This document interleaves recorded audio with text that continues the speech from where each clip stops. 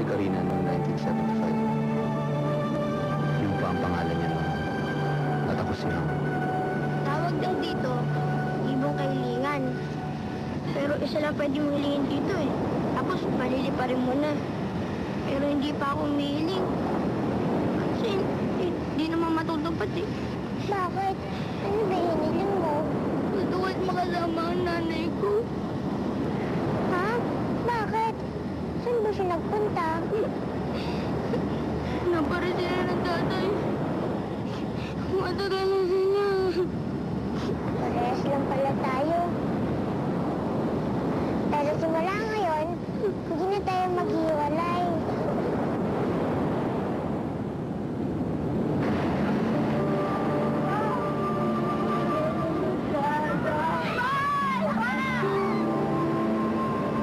Bakit siya tinapon? Kasi matanda na siya, tsaka may sakit. Wala kang lugar dito sa bangka. Huwag ka mag-alala, hindi kita mababayaan. Takot ka pa rin eh. Ganito, sabi ng nanay ko, kung natatakot ka raw, muli ka na parang ibon. Ha? Ganito ah. Demo ko.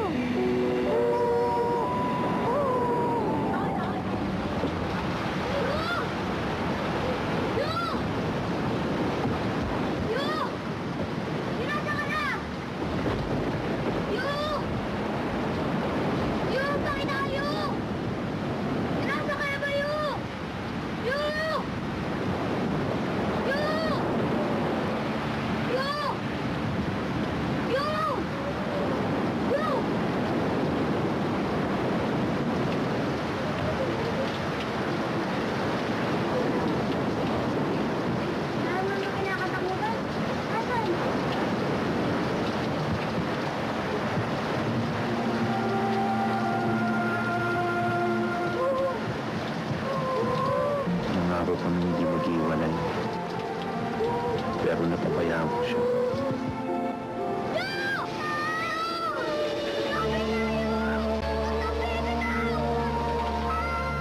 Hindi ko siya nailigtas.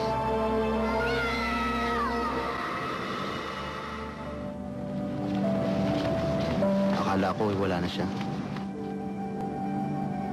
Pero may nakapagligtas sa kanyang mga mangingisda dito na sa Pilipinas. Kinupkup siya ng isang babaeng may-ari ng resort. Hindi niya naintindihan ang mga sinasabi ng babae, pero nakaramdam siya ng kapayapaan. Buhatin niyo siya. Sige, dalhin sa bahay. Bilis. Hindi mo kasi ba yung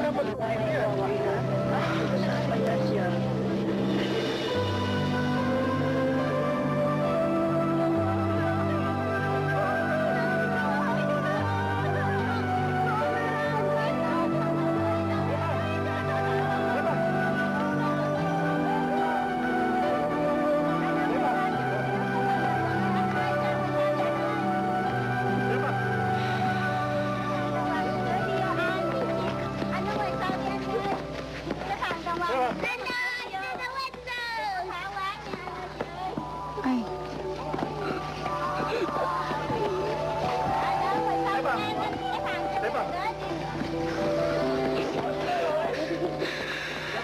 Ako naman ay kinupkup mo. Doktora, kukunin ko po siyang. Pwede ho. Huwag ka na mag-alala. Mula ngayon, akin ka na. Meron ka ng pamilya, meron kang bahay, at mula ngayon, hindi ka na mag-iisa. Ha? Naintindihan mo ko?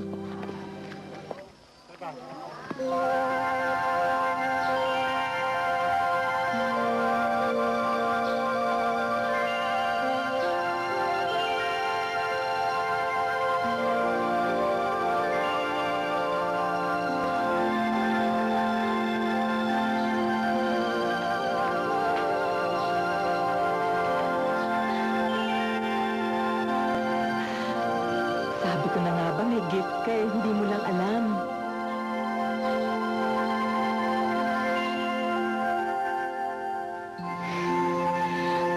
bulaklak na ito. Ang tagal nang ayaw mabuhay pero nung dumating ka, nabuhay silang lahat. Mula ngayon, tatawagin kitang Karina. Alam mo ba kung anong ibig sabihin nun? Ang ibig sabihin nun, minamahal.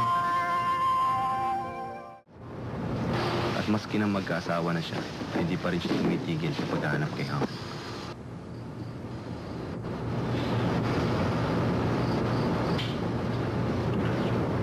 Nagwakas ang paghahanap niya isang araw sa Vietnamese Embassy sa Pilipinas, kung saan nagtatrabaho na ako noon bilang isang assistant consul.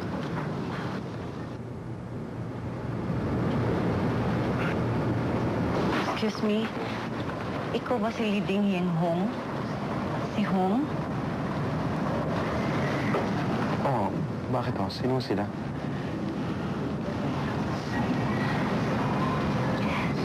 Di ba sabi mo pag natatakot, umuni ka lang parang ibon? Mawawala din yun. Oh. Ako si Hong. Ang tagal kitang hinanap.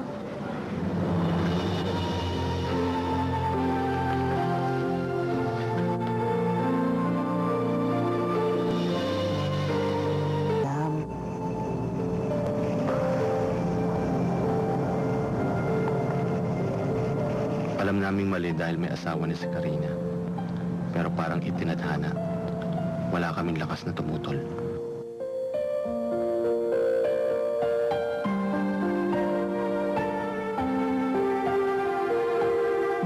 Kaya wala akong sinasabi sa iyo maski anong tungkol kay Karina noon. Dahil alam kong tututol ka. Walang maski sinong nakaalam. Dilat mo na mata mo.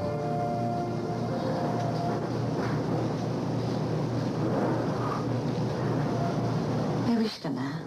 Gagawin na lang natin yung paghanda na tayo.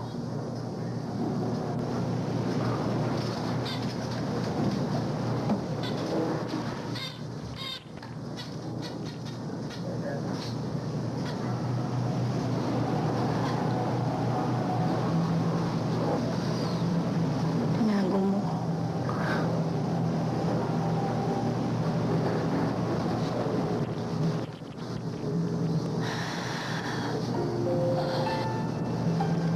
Paano na tayo? Paglalaban natin. Paano si Alex?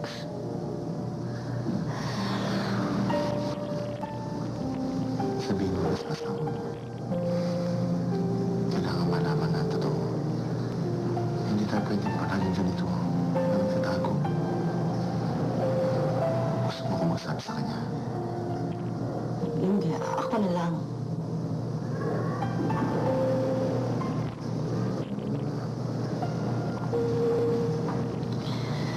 Mahal na mahal kita. Lagi mong tatandaan, mahal na mahal kita.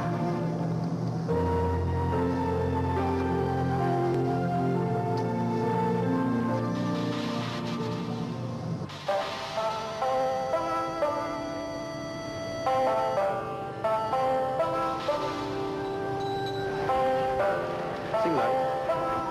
Đón Nguyên Anh in Âu Đậu. À, đường này xa lắm. Anh đi xích lô này nè, hỏi xích lô ngay chỗ này nè, ngay chỗ này. Cảm ơn.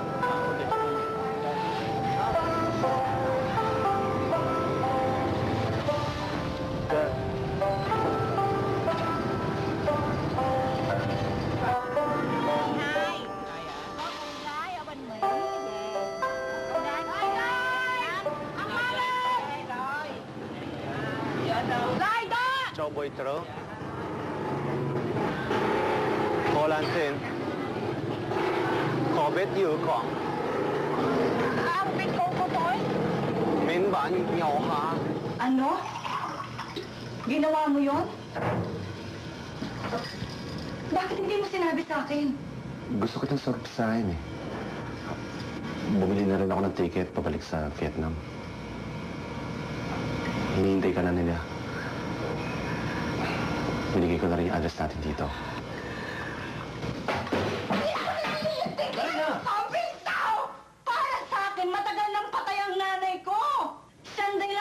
namatay ang tatay mo, hindi mo ba alam yon?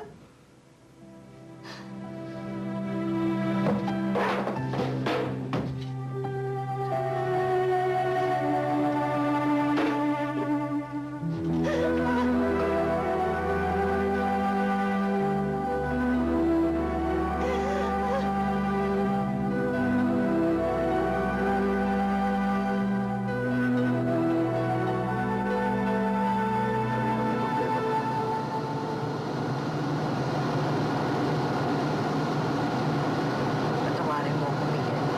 Pero hindi ko talaga maiiwanan ng asawa ko. Kung ano man yung nangyari sa atin, sa malaking pagkakamali. Tapusin na natin ito.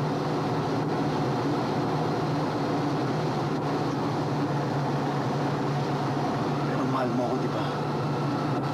Sinabi mo, mahal mo ako.